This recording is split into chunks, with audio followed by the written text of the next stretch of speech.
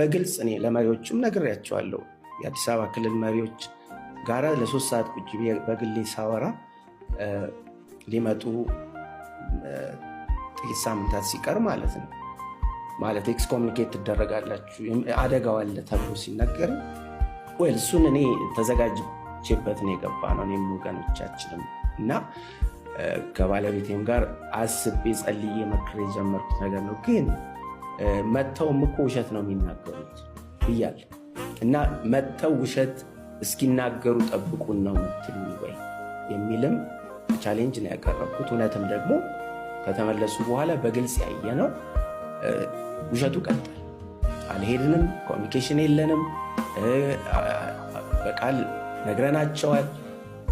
ፈቃድ ተጠይቆ ነው ሄደው ሲባል የነበረው ደግሞ ፈቃድ እንዳልተጠየቀ ሁሉ በአደባባይ ወጣ እና መግለጫ ለምን ሰጣችሁ? እንደገናም ደግሞ መብት አላችሁ ወይ ለሞራይዝ ሊሆነ ፐርሰን ትክክል እንዲህ አይነት ጥያቄዎች ተነስተዋል እና ይህንን ችግር በተገቢ ሁኔታ ተረድቶ ምላሽ የሚሰጥ አካል ሲጠፋ መቼም ድምፅ መሆን የግድ ነው። የአሰራር አካል የመሆን ግዴታ የለብህም። የአባት ቤት ሲበላሽ ነው። እኔ ጌታን ያወቅኩበት ማለት ጌታን ከልጅነቴ ተምሬ መንፈሳዊ እውቀትን ያገኘሁባት ቤተክርስቲያን በእንዲህ አይነት ትልቅ አደጋ ውስጥ ስትገባ አሰራር አካሄድ የሚለውን ነገር ኢሹ አድርገው ሲያነሱ ይገርመኛል። ተጠቅመን እኮ መፍትሄ አላገኘንም። ላሳየ የፈለግኩት አሰራር የተባለውን ነገር ተጠቅመንበታል፣ ግን ውጤት ሲያመጣ ላየነው። እንዳውም ነገሩን ሲያባብሰው ነው ያየነው። አንድም በምስክርነትም ቼክ ልታደርገው ትችላለህ። ሌሎችን ኢንተርቪው አድርገህ ያወጣነው መግለጫ ነው ቤተክርስቲያኒቱን ያረጋጋ።